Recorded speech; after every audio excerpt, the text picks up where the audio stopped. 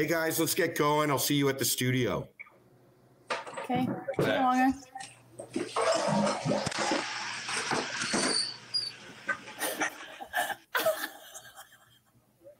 Where's JC? Oh, wait. Oh. You meant the other studio, didn't you?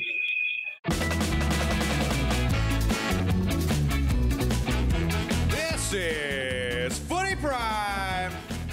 James Sharman, come on down. Jimmy Brennan, come on down. Craig Forrest, come on down. Dan Wong, come on down. Amy Walsh, stay where you are. This is Footy Prime on One Soccer. Let's get this party started, etc. All right, it's our penultimate show, everyone. Wow. That means the one before the last one. That's what it means. Yeah, it's a long Is that our word of the day? Penultimate? Yeah, we're going to try All and right. squeeze in as many times as possible today, okay? Right. Penultimate show. It's been Okay. fun so far. So we thought we'd really raise up the party feel today and talk about retirement. Retirement. Obviously, it's big news right now in the football world in Canada with Michael Bradley, of course, over the weekend. Sinky, Christian Sinclair. Sinky. Sinky, Got it right? Way to Got it go, right? Sharms. Yeah. Try to say zeitgeist today, too. Oh, God. Oh, God. Please don't use that word anymore. Alacrity. We're going to use the word alacrity We are going to use that later on, Yes. yeah. But yeah, so retirement's a bit of a theme in Canadian football, and it's obviously you guys retired a long, long time ago. All right. But watching One less long. But it made me think, watching Barcelona yesterday, right? This young kid, Marc Guiu, you say how you pronounce it. He's 17 years old. Comes on for Barcelona in his first match. First touch, scores a goal. Second touch, I think. Okay, you are so pedantic. There may have been a touch If before. we're going to say it, we're going to get it right. Well, right? Was it two? Two touch. Okay. Right, if it was his first touch. Now, he's arguing that it was his first touches. Yeah. And that should count as his first touch. I just thought, well, if we're going to be actually accurate, I think he touched it twice. I'm with you on this. Yeah, well, when have we cared about accuracy on this show? Good point. Right now. Right now? Everyone's seen Wright and Wong. We don't give a crap about accuracy, right? That is true. I'm getting fact-checked. Richard Scott, former communications director at Canada Soccer, goes, just so you know. And he had, like, fact checks, and I'm like, oh, my God. Really? Yeah, I'm That's getting fact-checked. very useful. You're under pressure. Not really. Yeah, can't wait to... There's going to be at least 2 or 3 wrong. But yeah, watching that though, this young kid in his first match, and whether it's his first, second touch, he scores a goal, and what that meant to him, the memories. I mean, that's now going to be forever. You know, he could be a statue of him one day. Who knows? But did it make you guys think back to those halcyon days, simpler times when you were so young, experiencing professional football for the first time?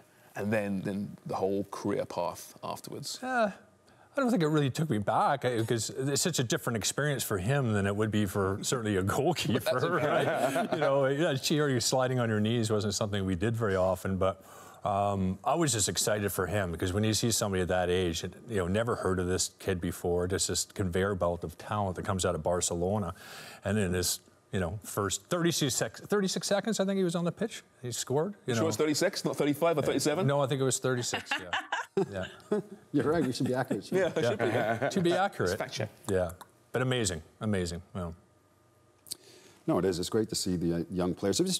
I think because of the fact as well, when you kind of look back at it when you were younger and how hard you worked to get into that first team, and you're just waiting for that opportunity.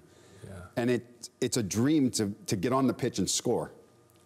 I mean, it's a dream just to play at that young age, but to get a goal as well, just stepping onto the pitch, what a rush of feeling that must have been. And at 17, you know, like So young. those jumps that he's making through the age groups and getting in these teams and playing, you know, is quite significant. And then at 17, it's hitting you in the side of the head pretty fast. It's a lot to deal with for a player, and they always talk about protecting those players at that age a little bit. And I think that would be the case as well, to try to protect them a little bit around the media and whatnot, because it's a big thing for him as well, coming out of the gates and the popularity that he's going to have literally overnight, Amy. Yeah. Yeah, I think about it too. I think about my first cap with the national team, and I think about my mentality, and I think about the way I felt going into that match, and I felt hugely confident. I wasn't worried about making a mistake. I just felt it just felt like the right time. So I think it's, I think it was Craig, or you were just talking about it. You make sure that you're setting them up for success. And, it doesn't matter how old you are, but if you have the talent, you have the ability, and you have that right mindset, then you're going to have success, not necessarily in the first 30 seconds that you're on the pitch. 36. That's what dreams, that's right. Better get that right. That's the stuff that dreams are made of, right? But I mean, I just think to have success and to have longevity in your career, those initial moments are really crucial. It's always hard as well, because when you're a young player and you get into that first team, you get a taste of it. You get a taste of it because you've worked so hard to get there. And then when the managers, they do tend to manage you, right? Because they just throw you in the deep end, and all of a sudden you're going to play 30 games now. So you'll get a little taste here and there. Then you go back into maybe the reserve team to get your games, and you come back up into the first team. And but I remember I made my debut, and I played the next match. And I only got in because one of the senior players, was injured. Right, so that was my opportunity to get in. That's usually the way. Yeah, senior player, he ends up coming back, and then I'm back in the reserves, traveling on a bus and playing in front of no fans, and I'm going, I need to get back into that first team. Yeah. But it actually pushes you even harder, because when you get in there, you want to stay in there. Right. You get a taste of it, right? Oh, you get a taste of it. Now Javi at Barca, he's already blooded Lamine Yamal this season as well, 16 years of age. There's so many young players in that team. He says, is there that no fear that these kids feel, that youthful naivety almost, Dubs, is actually a real benefit. And that's great for players like these guys who've jumped on that first team squad and done well, but it's not always the case, surely. There must be those without any fear, but other players who feel a ton of fear in that environment. Yeah, I think it's always walking that line and making sure you're equipping them with, an environment where they can be mentored, whether, as Jimmy was saying, with the management and giving them a little bit of a taste of it and then backing them out of it, but also surrounding them with players who have experience and showing them the way and making sure that it's that fearlessness and not a sense of entitlement. I think that's critical, again, for their own success, but then for them fitting in as an important piece as part of the team structure and the club philosophy. Do you know, I've got to tell a couple of stories too, though. I remember my first road trip when I broke into the first team. So you get on the bus, and you notice, like, everybody's got their own seats. So I get on, and I'm like, okay, I'll just sit here. And all of a sudden, one of the senior pros comes, what are you doing? Well, I'm just sitting down. Get out of my seat. I must have got thrown out about 7 seats all the way, right? Yeah. I end up in this far corner at the back of the bus, sort of thing. By the bathroom. Yeah. Then the manager calls me. He's like, Jimmy, come here. So I have to go to the front of the bus. He goes, and on the buses, they've got kitchens, right? And it's sectioned off usually, so the front of the bus has got a door, so right? You're completely separated from the other. So I get to the front, I see the manager, I said, what's up? And he goes, make me a coffee, please, son. I went, what? He goes, make me a coffee. Okay, what'd you take in it? Just cream and sugar, okay, no problem. Then the assistant, I'll have one as well. Yeah. I went back, I had to make 25 coffees on that bus. Yeah. 25 coffees. Yeah, it's tough being the young guy. That's what I was thinking too, from a 17-year-old's point of view. I mean, you're just trying to, blend. Keep your head down almost, try to keep right? your head down, yeah. And you want to speak to anybody unless they speak to you. And you're in a dressing room with just legends as well for this kid, right? And yeah. Well, West Ham, when you're a veteran, and Joe Cole's coming through, Frank Lampard's coming through, Rio Ferdinand, right? Yeah. At that age, did they have a swagger about them? Because they became superstars. They did have a swagger, yeah. Joe Cole he wasn't overly, he was confident. He wasn't arrogant in any way, but even at 12, 13, he knew he was good. And Rio Ferdinand, the same thing, and Frank, the same. When they won the FA Youth Cup, they had a great side, and those guys they went in, and the confidence that he had. I've never known somebody at that age either. When I was in goal playing with Rio, how he wanted the ball in tight spots. Didn't matter if anybody was on his back. He just lay it into the right area. If he's on my right shoulder, put it on my left foot. I'm just like, I didn't really want to do it, because usually, if the goalkeeper throws it, if they lose it, it's like, what are you doing? Like, why did you give him there? It's too tight. Yeah. But he didn't care about that. He was just so confident on the ball, and big lad too. But Dubs, you hear these stories, right? But then before you know it, your career is done. It's finished. Oh, geez. blink of an eye. you tell me this all the time. Yeah. You guys tell me this all the time. You know, at the time, you don't think it's ever going to end, right? Yes. Picks you up and just gives you one of them. That's right. Yeah. I'm so horribly envious of you guys, that's why. Sharms, before we get to that, I want to go back to Jimmy's story about making all the coffees for everybody. Do you think now, in this, with this new generation and coming into a team, and you're that, you know, that youthful superstar, and you're coming up, maybe not even through the youth team, but you're immediately onto that first team and you have the potential to be a star. Do you think there's still that type of initiation, as it were, that's taking place? Obviously minus the awful hazing that we hear about, but do you think that there's still that stuff that happens where you have to make your place by doing the grunt work? Because I think that's important to figure out your pecking order in the team. Well, I think first you'd probably have to text them or FaceTime them to get their attention. Yeah. I put your order in through a text. Can you make me a coffee, please? You snap them, Jimmy.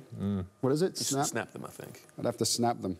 I'm not sure. I think because we had the YTS youth training scheme, right? So you could argue that the clubs took advantage of these young players. You know, 95% of them aren't going to ever get out of the youth team, and they work you. You're cleaning the stands, you're cleaning the boat boots, the toilets, and everything else. But at the other side of things, you learn this discipline. So when you do get released, you've got some life skills a little bit and some discipline. Making coffee and cleaning toilets. Well, I mean, this is it. Well, there you go. That's the argument. They're saying, well, this has nothing to do with it. So they don't have to do that anymore. But I've also seen where, you know, we get off the bus, even as a senior player, if the kit man's standing there and he's got a bunch of kit and he's got balls, you go over, you don't even think about it. You grab some kit and help them out. I just watch the young kids now, they'll blow right past them. Yeah. Yeah, but you know, like with the apprenticeship that we had to do as well, it was about respecting the game, respecting the club. Like we'd have to go clean the away dressing room, the home dressing room, polish boots, all around the stadium. You'd have to help out with everybody, all the employees. Yeah. I mean, even we had the laundry lady at the time, and we'd have to go in there and help fold clothes. Yeah. And put all the first teams, you know, all their gear into the pigeonholes so that everything was ready in the morning. And what a disaster these dressing rooms were after the games. Right. There's tape and snot and pee everywhere, and you're just, it's a disgrace. It's an absolute disaster. But they're not urinals. So that's why after the fact, in the middle of and that was the women's side. Oh, come on. That was just the women's. That was just the women's team. Ours were way better than the guys, for sure. Ours looked way better than the men's locker room, 100%. Where was the? I don't doubt it. Where was the initiation or hazing? Where was it worse, at Nebraska or Canada women's team? What did you do there? Because Nebraska, I could see going, I mean, they're a bunch of hayseeds. Sorry, Nebraska. What did you have to do? Were there like farm things that had to go on? Oh, Wonger, come on. No, it was... I just meant like going out into the field and playing tag. So many stereotypes. What are you talking about? Jeez, what is happening? Come at me, folks. Come at me. It was mostly centered around getting really, really boozed, right? And also around humiliation. But I think going back to... Would it be hazing? Would that be considered hazing? Yeah. I mean, probably things that I did as part of initiation there and at Nebraska, or sorry, at McGill, that could not be done today. Right. Absolutely not. Right.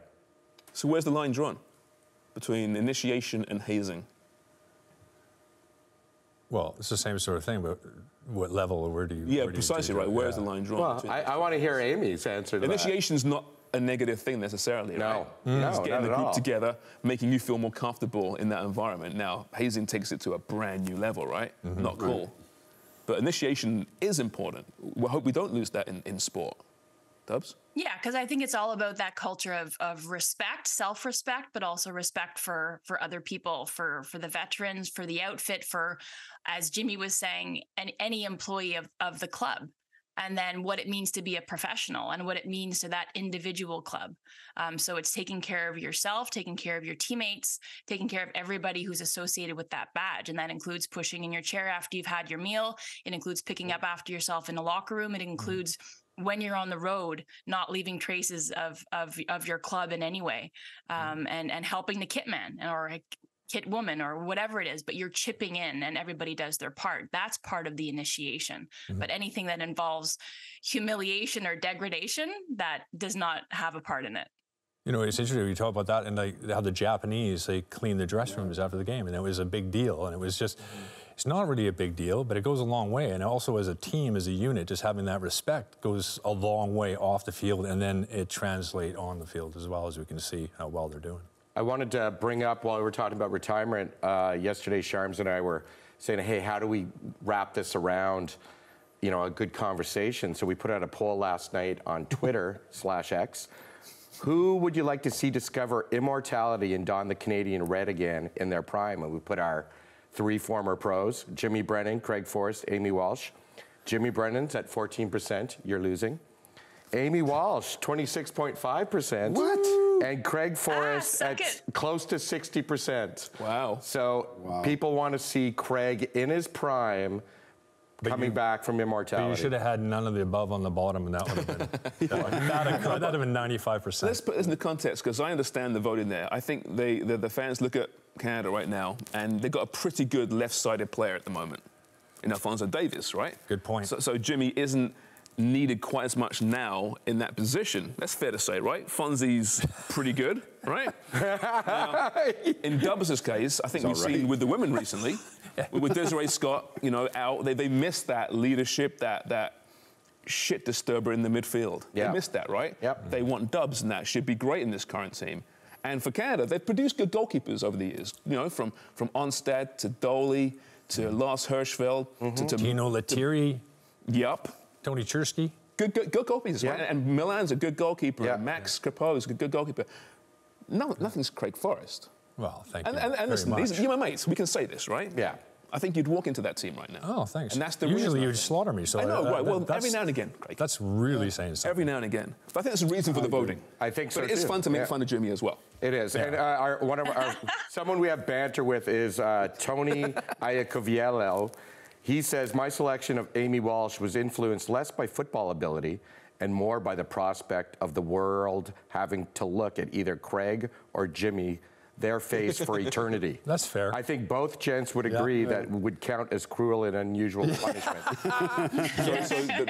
They'd rather look at Dubs' face than these guys' face. I mean, That's 100%. impeccable teeth. We would go with that, too. And the glamour shot poses. Look at the nails this week, by the way. And the nails. Right? I know. There's been a manicure, hasn't there? Yeah. What is that, mint? Yeah. He knows Yeah. his toes. Yeah, that's what After you my favorite player, Livermento. Very fresh. Any more comments under that? There were a few. Went too offensive? Well, I'm on the wrong page now, but thanks for that. Okay, good, Yeah. good. Well, I thought 2 were good enough, so you go. Obviously, you can't. You hit go. The keep back talking. button on the computer, obviously. Yeah, so. I'm the wrong no way. worries, that's fine. That's I'm fine, the but- wrong way. But I mean, obviously, we talk about it. You guys miss football a lot in some regards. At the same time, when it was time to hang them up, it was the right time for you, for many reasons. When you look at Michael Bradley talking to John Herdman and Christian Sinclair talking to Beth Priestman, it comes out they'll all say it was the right time for both parties. How difficult do you think those conversations were, Craig? Really difficult.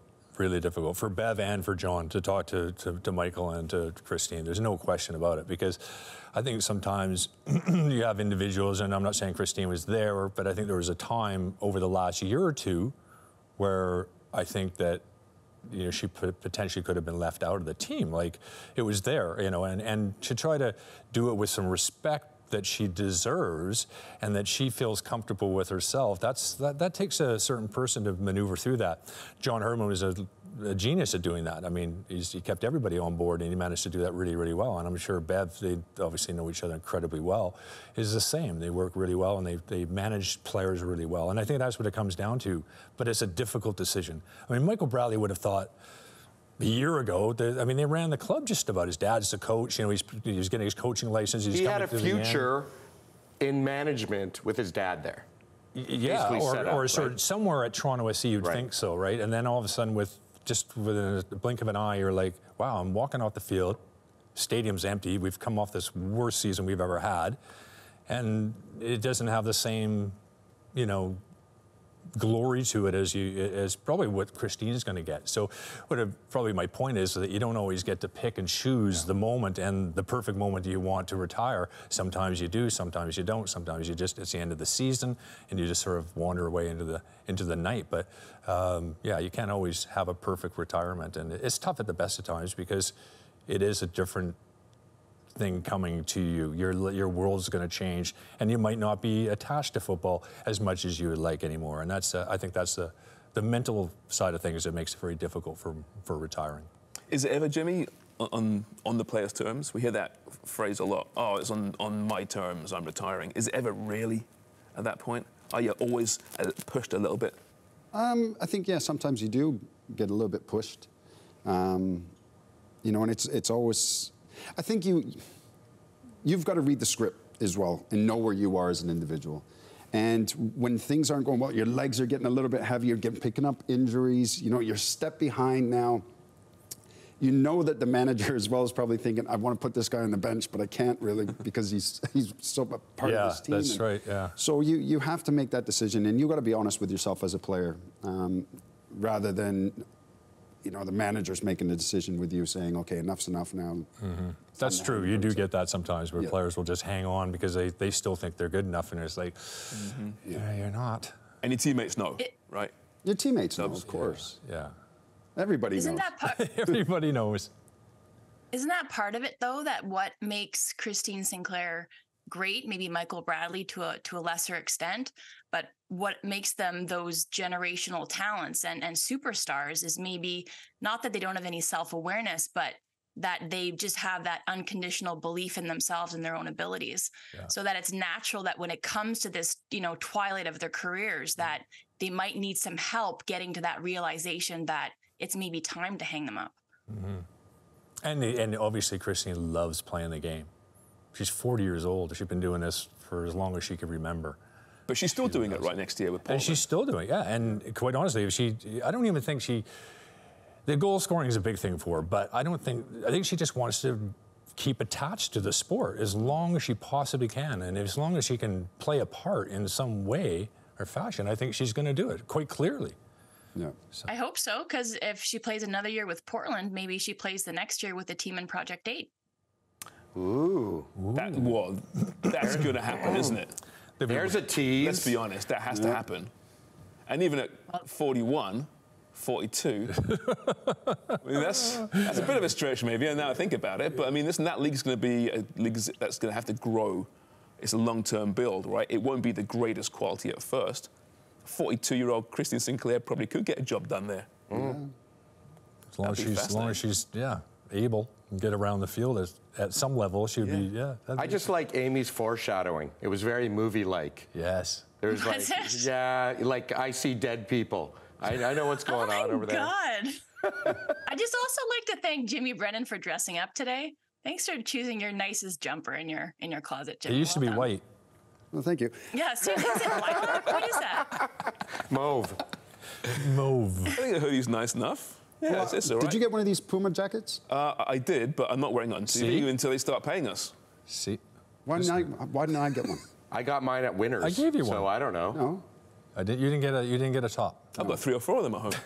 Yeah. What do you really? Yeah. So hold on a minute. Wait a minute. There's a box of hats around here somewhere, apparently. You told us on the podcast on Friday and Sunday. Yeah. There's a box of hats lying around here with our name on it that your kids are now wearing. Yes, Rheingold, MVP. You were meant to wear that, Jimmy, I thought. I've got it here somewhere. It's on the desk. That was the whole thing. Grab it. What's that? That was the whole thing. You were going to wear it. We were going to wear them. Jimmy's always ready for production. I've only got one left, so I can wear it. But the point is, we're always open to clothing sponsorship. Yes, we are. Is what we're saying. Come at me, people. Come at me. There's nothing we won't wear for the right price. That's right. Put it that way, yes. But yeah, you both look very nice. And so do you, Jimmy. And it's not off-white. It's like a violet. It's we know it's not off-white. It's maroon. It's maroon, isn't it? It's not. It's mauve. I've said that already. It's another word you guys don't know. What is the difference in mauve and maroon? Oh, geez, I don't know. Come on. Mauve and maroon. Okay, maroon is more like a purple. purple. Very funny. It's a light purple. Is that what mauve is? It's more like Jimmy's Eye episode 1 versus Jimmy Eye episode 6. I miss Pirate Jimmy. When are they cutting that out? Well, it's amazing. This is a 7-show run. Yeah. This is show number 6, and the eye is still there. Yeah. Like, not as bad, perhaps, but... Yeah, it's growing on me. It's growing on me. You better hope not. It's crazy. Well, you know what? And I was sitting watching the Tampa Bay Buccaneers yesterday. My eyes half closed. I looked like a pirate. Well, back to retirement. Do you have any regrets about the way your career's ended at all, Jimmy? Maybe I would like to finish the season. Got my last season out of the way, but I think just the timing of it, you know, maybe I could have played a little bit more, but I think that would have been the biggest regret. I would have liked to finish the season. Did you get a clap off? Did you get anything? Like, we were talking about this, Sinclair is a unicorn. To have a career that you get an opportunity to say goodbye. Bradley, to Craig's point, half-filled stadium. Maybe a career at TFC was going to keep going forward into management. That's changed. Did you get anything, or were you on a stretcher at home? No, stretching your hamstring. No, or something? no. I had they set up a day for me where I kind of went out onto the pitch and clapped the fans, which was nice. But I think it was I mean, the manager just came in. I think it was Preki. And then obviously Mo Johnson was there, and there was a lot of turnover within the club, and I thought maybe I was going to leave Toronto, maybe I'll go somewhere else, right, to play, just because of the way the situation was at the club. And then we just sat down with Mo, and I ended up saying, all right, I'll retire, and he says, I'll bring you upstairs, and you can learn the business side of the sport. So the timing worked like that, but I think as well, I think they kind of wanted to get me out of the team just to free up some space, bring in some other players. But then it was weird because, you know, when I left, there was, you know, I saw Bruce Arena and Dom Kinnear as well when we started traveling with the team, and they wanted to sign me. They were like, you retired too early, we would have signed you. And I was like... Where was Bruce Arena coaching at the time? Bruce was... Like, where would you have signed? Was he L.A. at that time? I think he was in L.A. Yeah. And then... Jimmy in L.A.? Dom was in Houston. Why did you not go to L.A.? Well, the Houston team was good. That would have been spectacular. No, that's why he didn't go to L.A. What's that? No, sorry. I can't remember. Beckham's still there? No, I don't know if he was or not. Did you agree with him, Jimmy? Like when he said, we think you retired too early? Did you? No, there was a few managers that said that. You know, and I got along with a lot of the players and managers throughout the league, and yeah, they did say that. They said, but at the same time, did you agree? But at the same time, you got an opportunity to go upstairs and get into the coaching. You were academy coach, and that probably wouldn't have happened if you had left. You might have ended up down there, maybe, but yeah, no, sometimes you making that jump is like you've got to recognize that, and I think you did. And I think Frank Yallop did the same when he was with Tampa Bay Mutiny and then with Washington, and then he decides to go into coaching, and he ends up doing really well on the coaching side of things with Beckham and winning titles with San Jose and Di Rosario and Pat Onstad and whatnot. So knowing when that jump is and when there's a potential future for you doing something else, it's going to be beyond 1 year. Well, it's great time in this conversation, by the way. Dubs, we'll say farewell to you for a few minutes. We'll get you back on later in the show. But right now, we actually have one of Jimmy's former colleagues, shall we say, currently assistant coach with Scotland. Yes, Scotland, who are now qualified for Euro next year. It's John Carver. John, welcome to the show here. Listen, we're talking about retirement, and Jimmy Brennan specifically here. Now, you coached Jimmy, of course. We're trying to debate, did he retire too soon?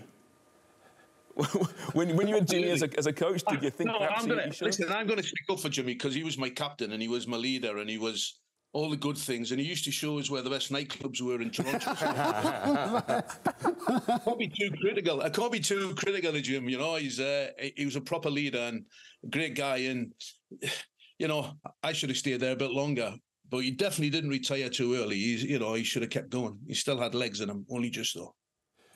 Hey, John, you've done brilliantly well. You know, you've traveled around. You've been all over the world coaching. You've also been a head coach with Toronto SC.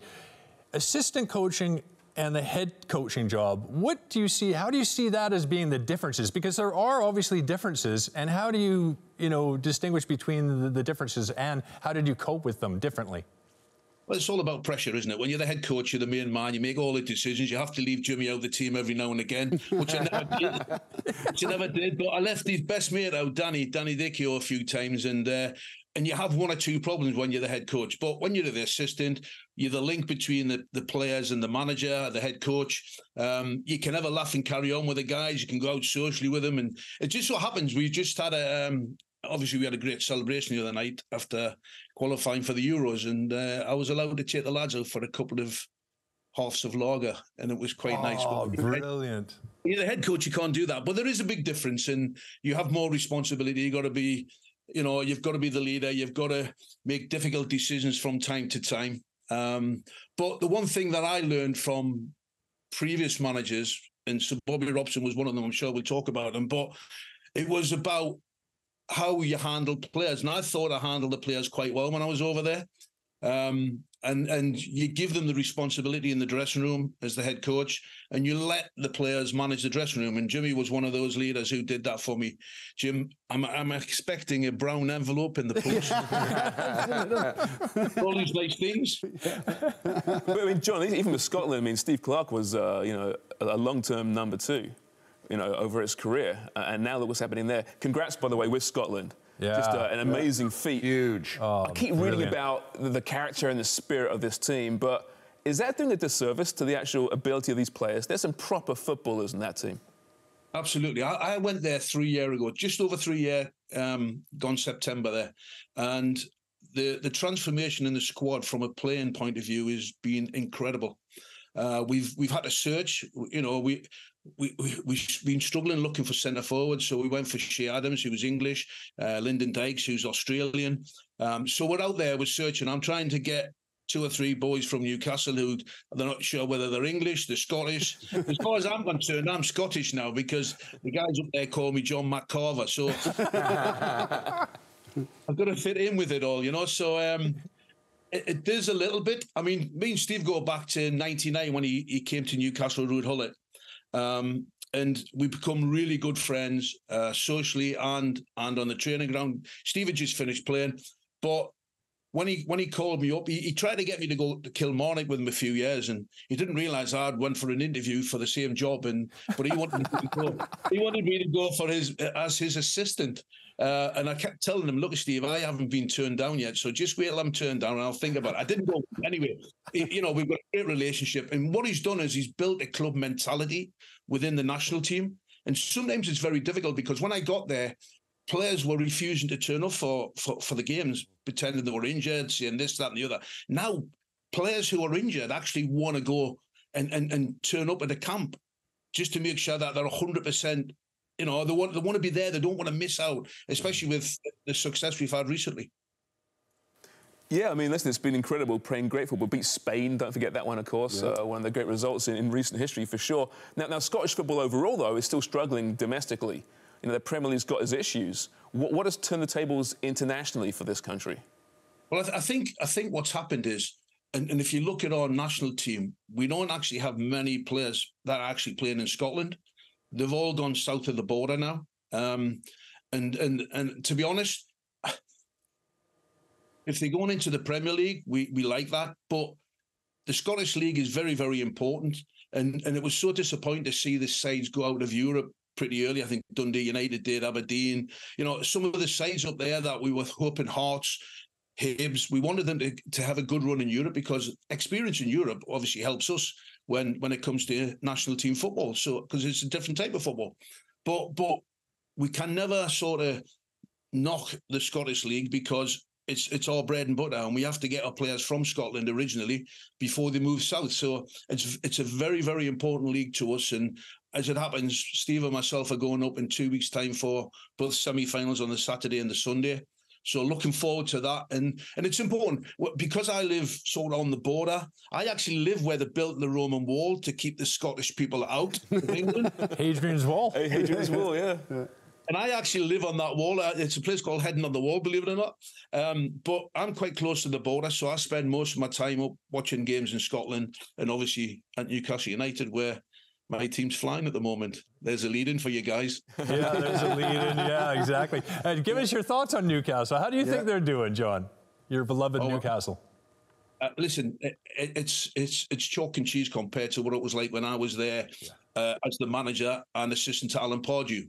It's very similar to the days under Kevin Keegan, the entertainers, and certainly under Sir Bobby Robson. And we're certainly going back to those days. And being at the game, I actually did the radio last Wednesday against 2 weeks ago against Paris Saint-Germain. And it was absolutely incredible. It was so emotional. And Jimmy knows I'm quite an emotional guy, especially when I talk about my team. Yeah. And I did the radio, and the guy, the host of the show, come to me as the music was playing and they were waving the flags. And all of a sudden I turned to him and looked at him and I went, couldn't speak. I had a big lump in my throat. I had a tear in my eye because it was so emotional. It was taking me back to the 2003, 2002 when we were in the Champions League, and all the emotions of standing there in the dugout with Sir Bobby Robson, how proud he was and how proud I was. And I was in the ground, 20 years on from playing in the Champions League. It was quite an emotional evening for me. But what a fantastic performance tactically. I've never seen a performance like it from a Newcastle team since those days. Wow. Yeah, it's incredible. It's incredible what they've done there. They've got an awful lot of money to spend. What type of players would you like to see coming into Newcastle now? You know what? I think, and people talk about this, the business they've done has been outstanding, because what they could have done is they could have went into the market and said, right, we want this one, that one, that one, that one. And he hasn't done that. Eddie's been incredible with the backing of the owners and Dan Ashworth, the technical director. And what they've done is they've built it up gradually. So they've got an understanding. They went for a back four with a goalkeeper. That was their first main signings.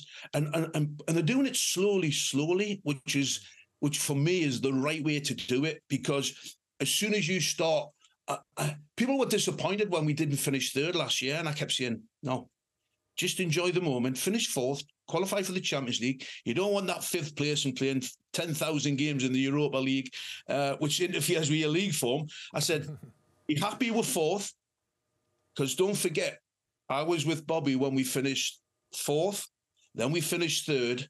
Fifth wasn't good enough, and they fired Bobby after 3 games the following season. So when you raise expectations, it creates a different atmosphere in a football club. And I think the way they've handled themselves, I think how they set the team up, how they've introduced players who know the league.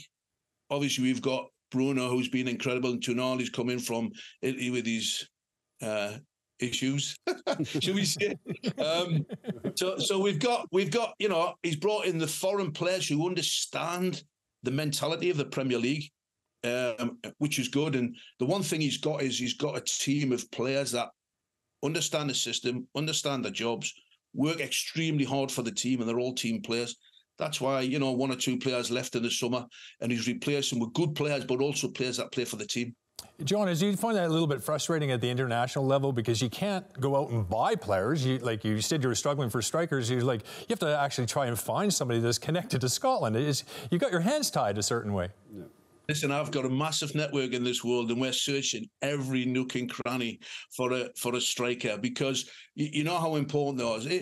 I'll give you an example. And by the way, Lyndon Dykes and Shea Adams and Jacob Brown, who are our 3 at the moment main strikers, they've done ever so well for us. But we're looking to go to another level, and we're looking for somebody who can score goals consistently. So we're always looking, we're always searching, and it's not for the one to try. And you're right, we can't go into the market. I wish we could, because I'd go and get Harry Kane tomorrow. And that would have been my friends in England, especially Alan Shearer, eh? So if we could find a guy who would get us 15, 20 goals in a campaign over Euros and World Cup, we'd be in a much stronger position. But let's not forget the guys that we do have, the John McGinns, the Scott McTominay, the Callum McGregors, Kieran Tierney's, Andy Robertson. We've got abundance now of talented players. We've got some really exciting young players, Nathan Patterson and Aaron Hickey, both now playing in the Premier League with Everton and Brentford. So for me, and I've missed one young talented footballer who is exceptional, and that's Billy Gilmore at Brighton. He's worked his way into that team. He has a manager who believes in him, and we certainly believe in him. And so we have a lot of talent. It's finding the right balance in the big games. And you know what? Okay, we've lost against Spain, controversially, I must say. prophecy seems to follow me wherever I go. As we know, Jim, yeah. MLS officials. Anyway, still all these years later, I love it.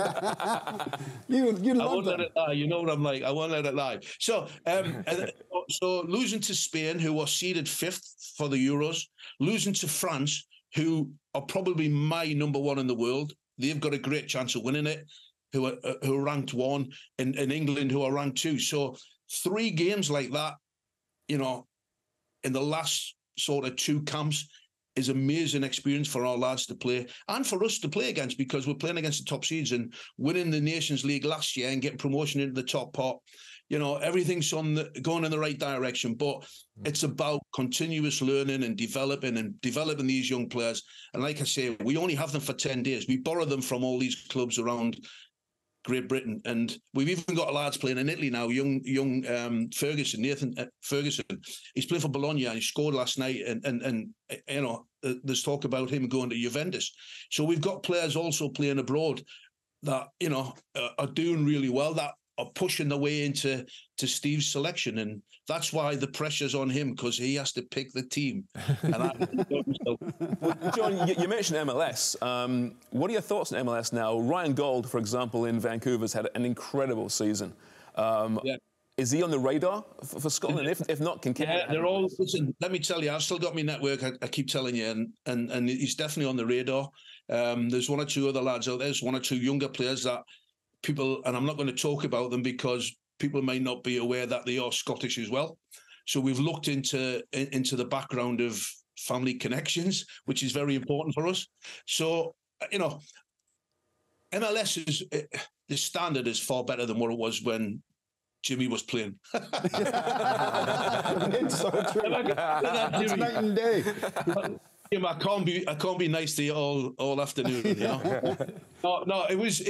I mean, it's progressed, and I keep a real close eye on it, because there's a lot of guys who actually played for me and now coaching out there. I mean, Robbo was recently with DC United.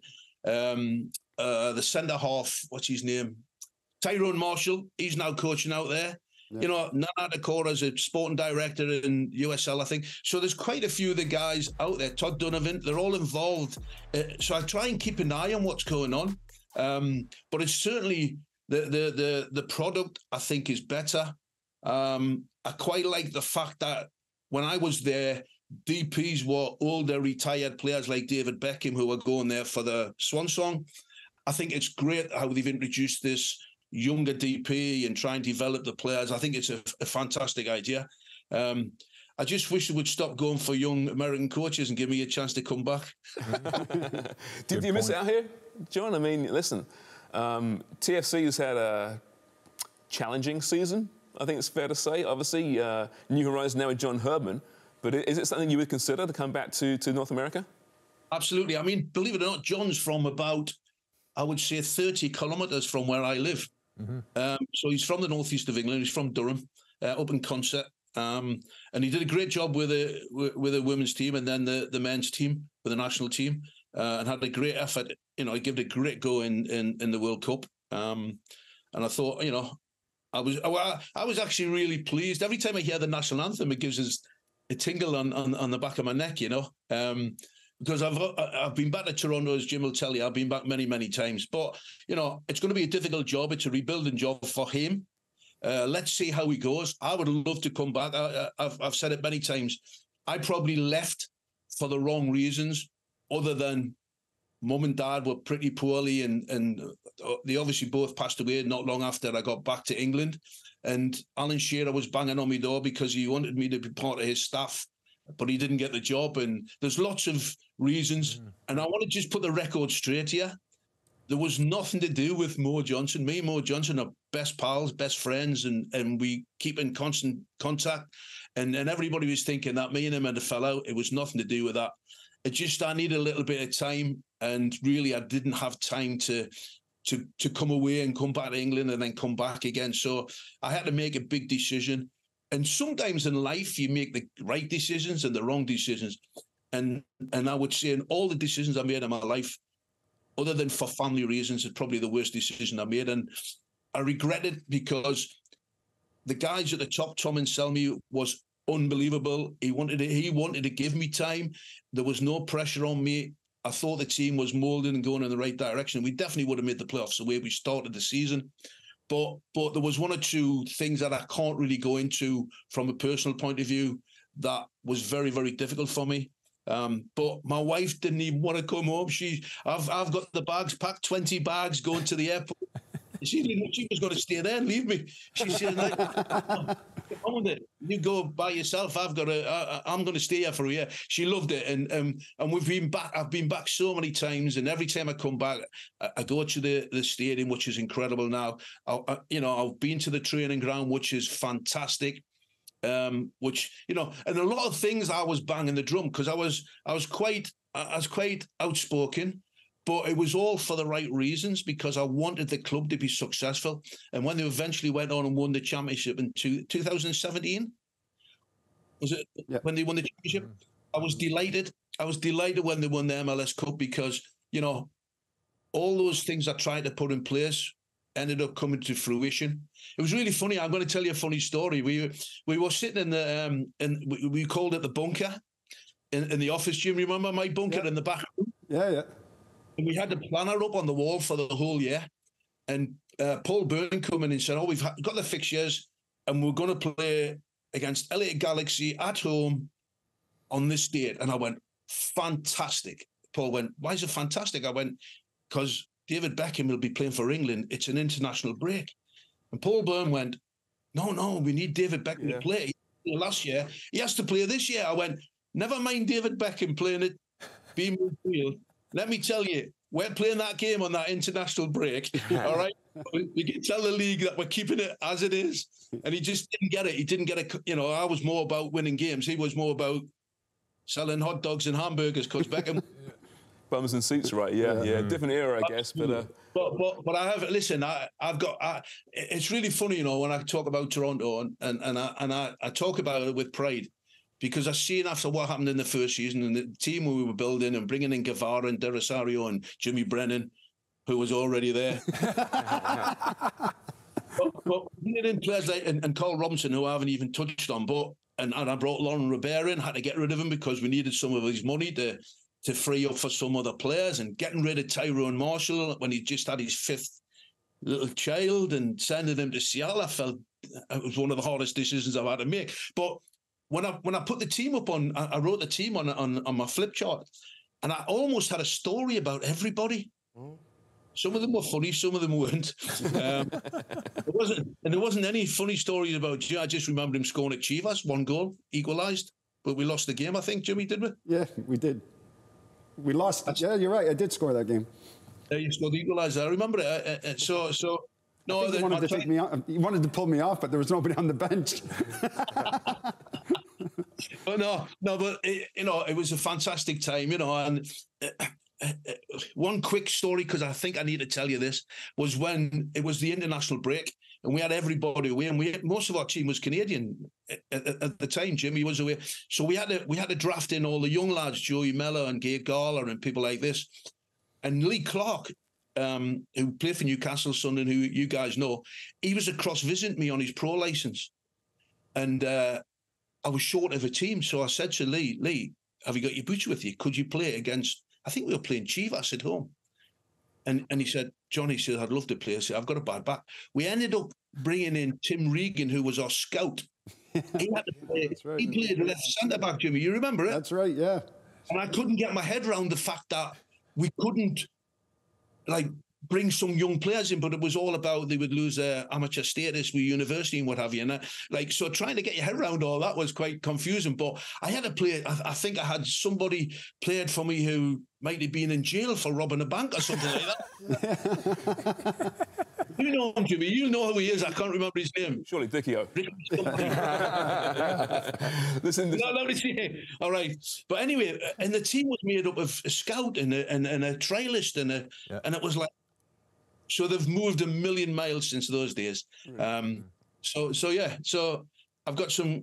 You know, we could spend a whole day talking about Toronto for sure. John, listen, we'll get you back for sure, because this would be a great conversation on the podcast. We also have to find out what restaurant, like what kind of food he would want to eat when he comes back here. Yeah. I can tell you now, right? Business class flights straight into Toronto, then straight to Gretzky's for chicken wings. Oh, jeez. Right. Is Gretzky still there? No, I don't even know. We have to get you a new place. John, yeah. Is it still there, Gretzky's? No, it's gone now. But we'll get you another place. We'll find somewhere similar. Yeah, for sure. Jimmy's got loads.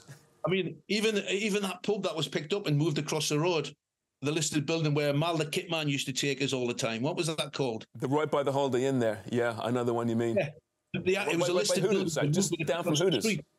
Yeah. That's right. Actually, you can see me the Hooters if you want. John, listen, thank you so much, mate. This is really enjoyable. And listen, you are missed. You are always, from a selfish media standpoint, always the best interview. So thank you so much. Can I just say before I go, listen, guys, this is my TFC scarf that they presented to me. Brilliant. And obviously you can see it in Car Where We Trust. There you go. But it was because I didn't like wearing red. So they give me a black and white one with the black and white stripes on it. And that was from the Red Patch Boys. They looked after me. So fond memories. For sure. Thank you so much, John. Really enjoyed this. Cheers, guys. Take care. JC. We'll definitely get John on the podcast at some point. Have a big old long chat with some dirty secrets about Jimmy's. He was too nice to Jimmy. Way too nice. There was not one bad thing he said about you. Because there's nothing bad to say. Well, except the league's come a long way. Well, there's that. You know. Yeah, exactly. There was that part. Dubs is back. Hey, Dubs, did you enjoy that? I loved it. I could listen to John telling stories for hours. Yeah. I mean, he worked with everyone, the biggest names, right? So Bobby Robson, he worked with for years, right? I remember when Sir Bobby died, I interviewed him at BMO Field, and he was crying. It was such a powerful interview. Yeah. Chris Cummins, too. That's right. Obviously, a guy from that part of the world as well. So emotional about what Sir Bobby meant to football in that region. Just much like Wonga means to us and FOOTY Prime, actually, in many ways. When you die, we'll cry. You know what? I appreciate that. I don't mind a little tear or two. It's right or wrong. It is right or wrong. Generally, the answers are wrong. Because they are really maybe wrong. you could do better this week than the previous couple, but hey. When you're getting fact-checked on the featurette that you put together, and they're right, and I'm still wrong. First question, contestants. Go ahead, JC, introduce it. Oh, yeah, go ahead, JC. Sorry, my jacket, I just put it on, too. No one saw that. This is right or wrong. Back to you guys. Thanks, JC. So, Sharms, first question. Burt Young died this week. He's Paulie from Rocky. Oh. Yeah. Remember? Yeah, I do actually. Yeah. Okay. Yeah. Name two of Rocky's opponents in the ring. Ivan Drago. Yes. And, the first two Rockies. Wrong. Apollo Creed. Half points. Thank you. I'll take it. 25 points for Jimmy and for James. I watched actually Rocky IV recently. That doesn't age well at all. No. Just terrible. Number 4 is Ivan Drago, right? Yeah. Okay. Yeah. I would. Would Mr. T have been a right answer there? Yeah, would have been. Mr. T would have been you needed his name, which was Clubber Lang. What about Hulk Hogan? Mr. T was his name. Thunderlips? Thunderlips was his name. You needed Thunderlips. God. Not even going there. That's who Jimmy used to go down and see at Hooters. Thunderlips. Jimmy Brennan. CF Montreal had the second lowest payroll in 2023 in MLS. Yeah. What team had the lowest payroll? After we've been talking about all this. I know this. Oh. Colorado. No. Orlando City. Yes. Right. Amy Walsh, 25 points. For Amy. Who are quite a dark horse, are they not? Mm-hmm. Orlando. Okay. Some might say they're the Villa of MLS. Some could. Amy might say. Amy, this is specifically for you. What Montreal alt-funk rap dance band had a hit called Drinking in L.A. in 1997?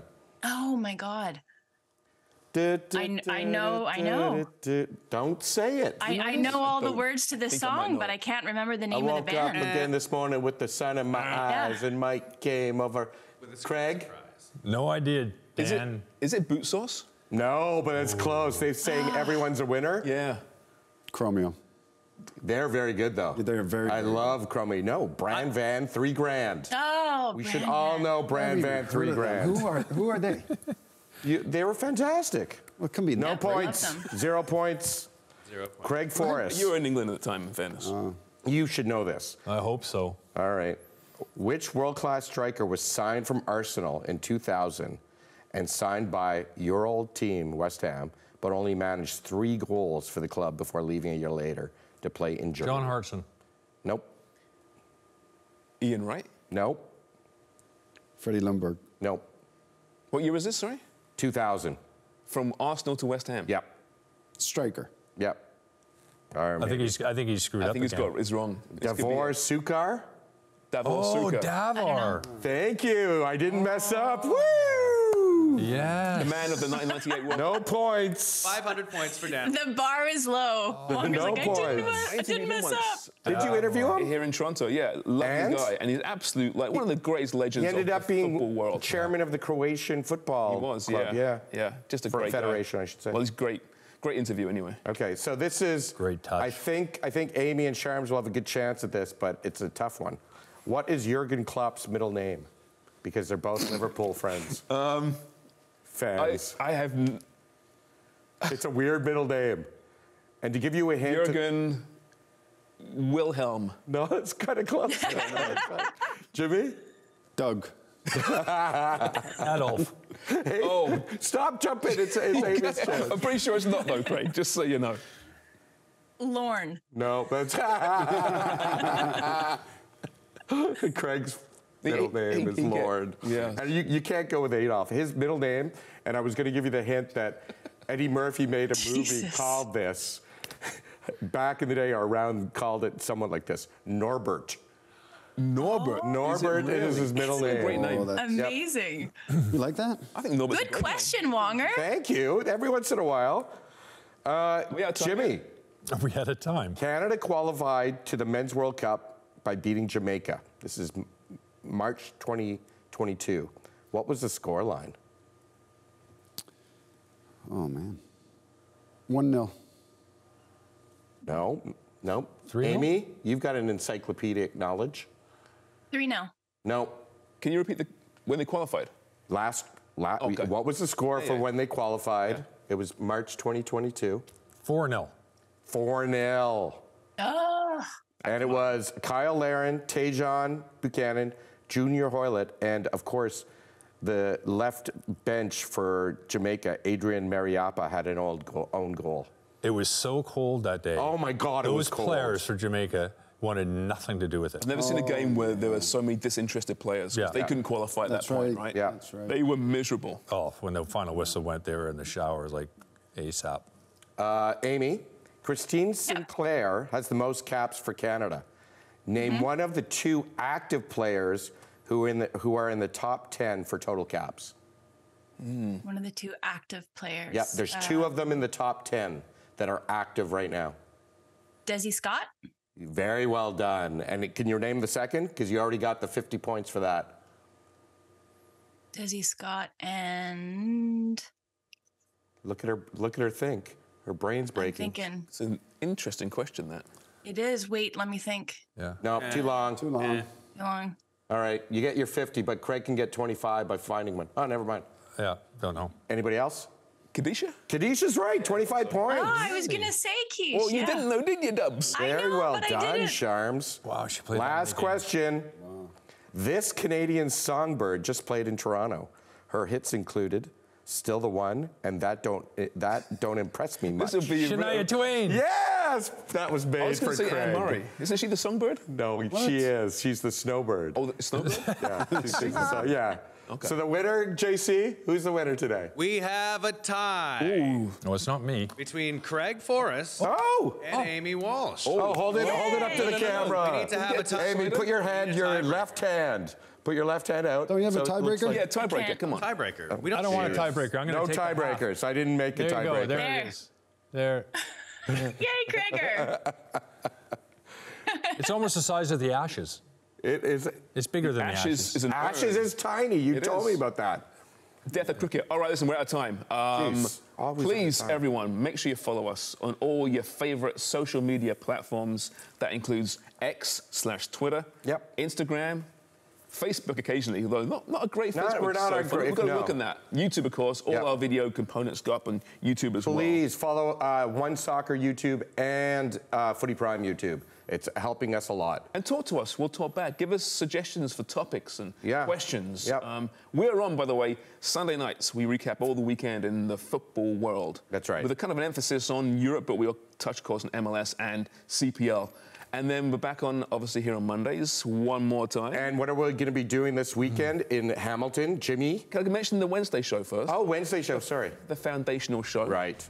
And then this weekend, CPL final. We'll be there. And if you see us, we're going to be in Hamilton. Come say hi. Yes. This has been FOOTY Prime, the podcast on One Soccer. Thank you, everyone. Hope you enjoyed it. Cheers for watching.